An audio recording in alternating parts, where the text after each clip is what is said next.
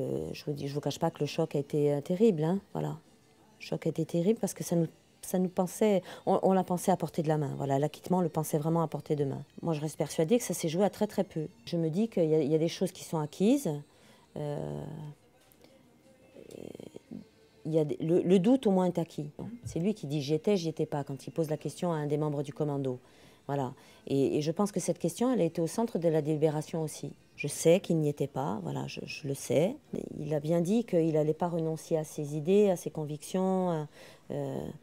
Il a dit c'est ça qui le tient debout. Moi, je comprends aussi. Et lui, il a été jusqu'au bout. Enfin, c'est quand même incroyable qu'on lui demande d'ouvrir lui-même des pistes et de donner des explications sur des choses qu'il ne sait pas, sur sa personnalité, sa façon de s'exprimer, jusqu'à sa façon de vivre, ses choix, son engagement. On peut dire tout et son contraire. Il fallait démontrer que les lacunes et pointer ces lacunes-là.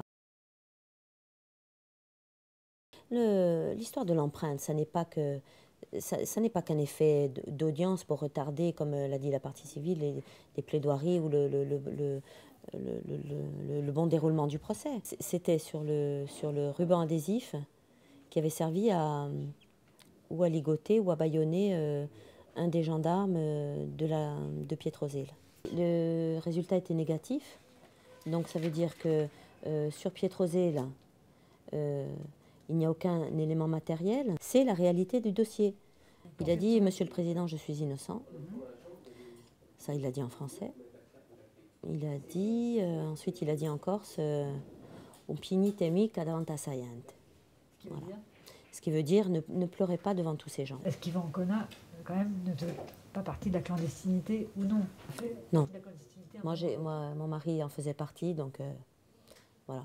Je sais. Je sais que non. Voilà, c'est tout.